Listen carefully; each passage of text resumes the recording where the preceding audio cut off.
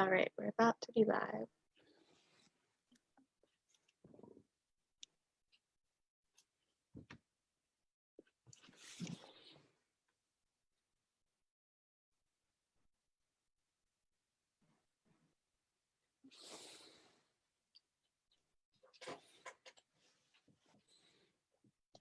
All right, everyone. Thank you for joining us today.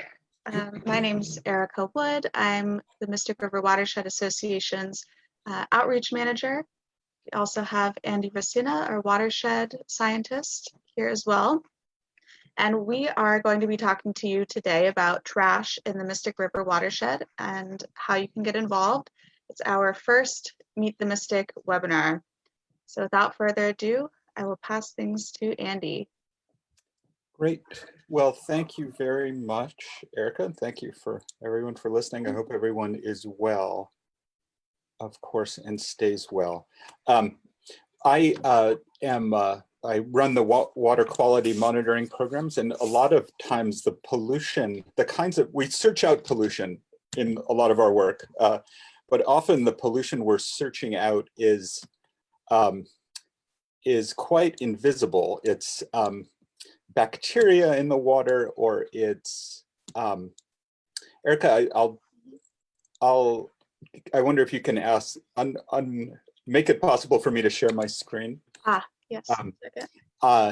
Is bacteria in the water or phosphorus in the water a whole other story, but a kind of invisible pollutant. A third important pollutant, and one that captures many people's attention, is trash. And I want to... Can you see the function now? Yeah, I Okay, do. great. Thank you. I want to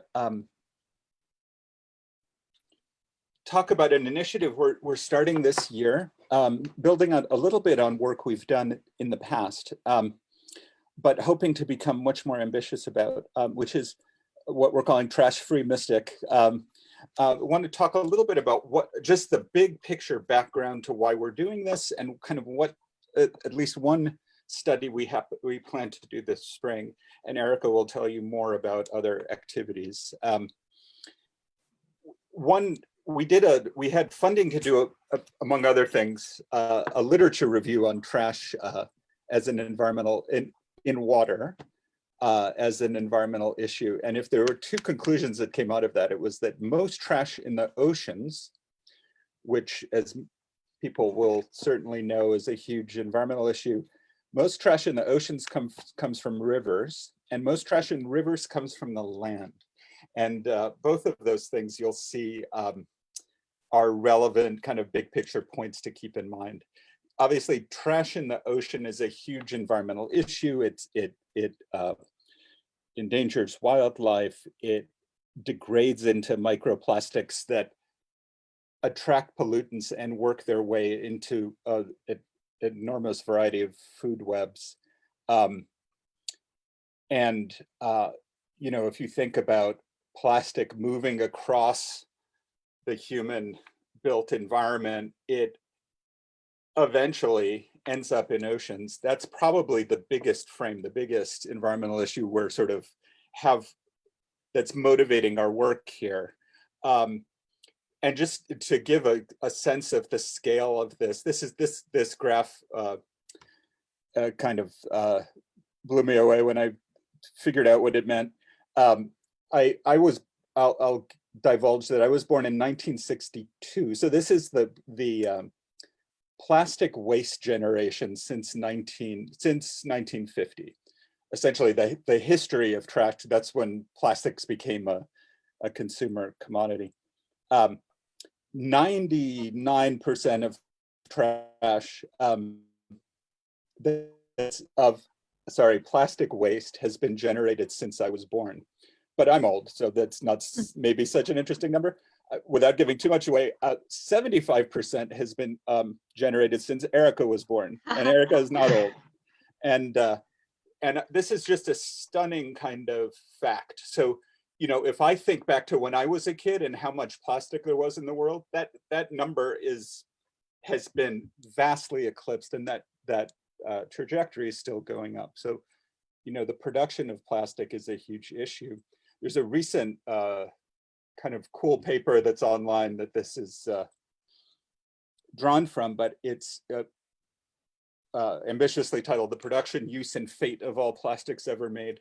And if you think about this kind of river of material that's been produced by humankind as that sort of primary production blue arrow on the left, sort of what's become of those 83, that's 8 billion tons of plastic.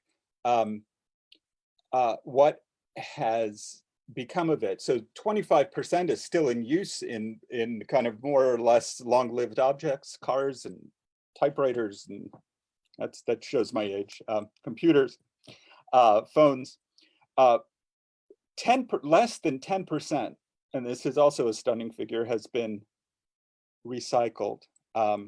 There's probably a hard limit to how much could ever be recycled as a practical matter. But more than half of this has been discarded, so it's or incinerated. So one big frame here is that the real driver of plastic in the environment is primary production of plastic. Like it's going to escape and it's going to get into the environment, and it has already. And the question is, what can we start to do about that? There's been recent press coverage on NPR, but this happens to be Rolling Stone, about plastic as a fossil fuel issue. Plastic is a fossil fuel product, and fossil fuel companies, as the demand for fuel goes down over the next decades, are absolutely actively looking to increase the production of plastic, because that's what their raw material, that'll be the new market for their raw material. So that's the end of that biggest frame. I'll refer you to that article in a recent NPR story. A lot of coverage about this recently. But more locally, what are we trying to do in the Mystic? We have a goal to reduce trash inputs into the rivers and into our parks by some percent. We don't know what's a realistic number yet there, and more to come on that question. But we also want to identify the biggest levers for change, that is the policies and practices that give the biggest bang for the buck. Although one activity we're going to encourage is people going out and picking up trash. There's no way that's the most efficient or largest scale solution. I think it's an enormously great thing to do, but in part as a consciousness raising activity. And then how do we, having mobilized people and ourselves to push for change, how do we advocate for changes, and what kinds of changes in municipal practices or others can we push for? We want to improve the aesthetics of parks and rivers, and again, use this as an education tool. So we're launching this initiative this year. And I want to talk about one particular aspect, and it's this protocol we tested that is, it's designed, so it's called the EPA Visual Trash Assessment Protocol. It's a fancy name for a survey of trash on city streets. So here's a causal connection that I made a transition to this domain in mid-career. If you had told me 15 years ago that most trash in rivers comes through the storm network, that is, through when it rains, trash from the street is being delivered really efficiently to rivers and lakes, I don't think I would have known that. But it turns out it is. So this is an EPA trash assessment in the trash-free waters programs. But it has people counting trash, and this is what we've successfully involved people in the past in this, and hope to get volunteers for this spring. It's an assessment that gives a kind of grading rubric. It's a pretty simple but highly effective method for surveying large areas. So you go and you walk down the street with a partner or 6 feet from a partner, and you give a grade to the street segment you've been assigned. And according to this rubric, there's more information about it in the training documents. This is just evidence. This is a structure on some large stormwater outfalls. So this is water that's being drained from parking lots and streets and coming out of these pipes. And if you want evidence that trash in rivers comes from storm drains, there's one piece of visual evidence for you. But the assessment is that we would generate these maps that describe segments of road. You would walk on the sidewalks of these roads and survey the appearance of the street, again, with that grading rubric. And this is kind of a course, ABC kind of judgment. But it turns out to be really useful and kind of an efficient way of getting a picture of a few things. And let me show you. So this is an example of the data collection card of one of them, where you grade the segment, you make notes, and there's some questions to answer. Pretty simple, pretty fast. And then we end up with a set of segments, and these purple lines show it, of streets that have been surveyed by volunteers, right? So that's what the map is depicting. We can turn that into color-coded graded segments, and that's interesting, even just by itself, because you can see that some areas have worse conditions than others. But it's very localized information, right? Like it's, Hampshire Street between 200 and 300 has a grade of D, but Forest Drive has a grade of A. How do you interpret that? What kind of use can you put that information to? Well, the kind of cool thing you can do in a GIS or mapping program is ask some questions about what do all the red roads have in common, or what do all the green roads have in common? And in particular, you can take another layer, literally another layer of geographic information, and overlay it over those lines we were looking at. And this is a map of land use types in the Mystic River is at the bottom there, and those are Mystic Lakes. Land use types in this area. And there's many finely divided segments. But now you can say, okay, look at all the segments that we found in each of these. For each of those segments, divide it into, assign its grade to the land use type that it falls in, right?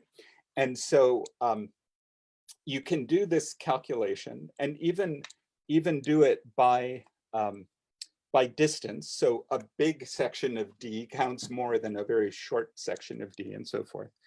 And you can do a calculation that ends up giving you data like this. And so if I can point on the screen here, it turns out that if the average grade you can generate an average grade for the surveyed streets, right? We're limited to the data we gathered. But the average grade for these two segments, high density residential, and these have certain specific meanings in this land use typology, but medium and essentially residential areas are getting good grades. And there's a lot of data here. So in particular, in our urbanized area, almost every neighborhood is high density residential. So there's 3 kilometers of A- grade in residential neighborhoods. But if you go to, on average, if you look at multifamily residential, which tends to mean apartment complexes and industrial and commercial land use types, the grades are significantly lower in those areas. And especially salient is this sort of, this commercial land use type, where this is going to be city centers or shopping malls and things like that, has a really distinctly lower grade over many, averaged over many meters, 2.3 kilometers in this case, than residential neighborhoods. And I was actually skeptical that the data we would get would show a kind of clear signal, but it kind of does. And this is an interesting result to us. It's maybe not surprising. Residential neighborhoods are relatively well kept up. There are fewer people passing through those areas, probably. There's less opportunities for trash to escape from the waste stream that it's aimed at. And so, this is the kind of information we're hoping to get more on a larger scale, at a watershed scale, so that we can come up with policy recommendations. So this might say, you should, what if one way to keep trash out of the Mystic would be to increase your street sweeping frequency in commercial areas by 5 times. Just do it 5 times as often, but not in the residential neighborhoods, because they're fine or they're relatively clean. You can keep your current schedule. But what if you increased your street sweeping in commercial areas? Might you capture a lot of that escaped material before it gets washed into rivers? So that's a kind of, so that's kind of a lot to throw at you, but it's showing how we could achieve the goals of what we want for our program, which is to find out where trash is coming from and where it's going, by using this volunteer effort. This is work we couldn't do ourselves. That was probably 50 people out for 2 hours a piece over a period of time, or if not more than that, helping us gather this data. But it can lead us to these policy recommendations that can have a big impact. So we're hoping you would be willing to volunteer for this. It's fun, it leads to interesting results, and that's it. So I'll turn it back to Erica. Thank you. Awesome, thank you so much, Andy.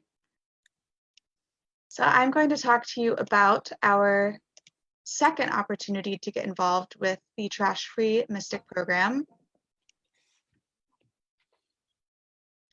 And this is called the Mystic Trash Tag Challenge. So how to participate: if you are already going out on a walk or a run somewhere in the watershed, go ahead and bring a bag with you.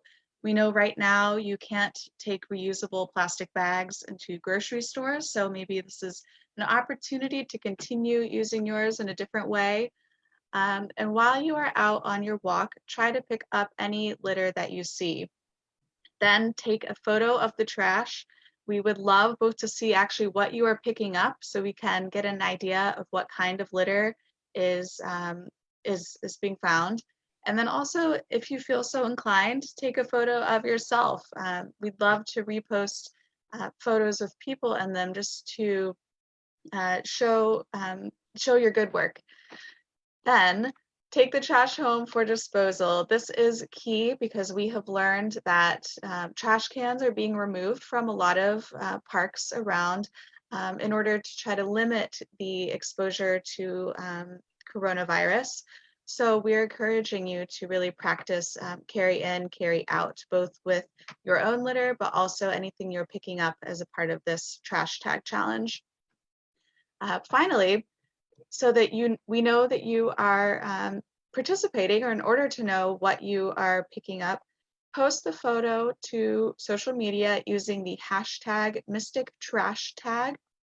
Now, trash tag is actually a hashtag that has gone viral in the past, and it's a trash cleanup challenge. So we really are just, we were inspired by that and are now making it our own Mystic activity. And then after using the hashtag, make sure to tag Mystic River Watershed Association on whichever social media platform that you are using. So you'll see I've listed our Instagram and Facebook accounts here, but if you are following us already, it should just be as easy as typing in our name after an @ sign. If you are not inclined to post on social media, you're more than welcome to just email the photo of your trash to us at volunteer@mysticriver.org. Now, I do want to reiterate again, being safe during this time. We definitely encourage you to do this if you're already comfortable going out on a walk or a run. But if not, you're certainly able to get involved in many other different ways with our organization.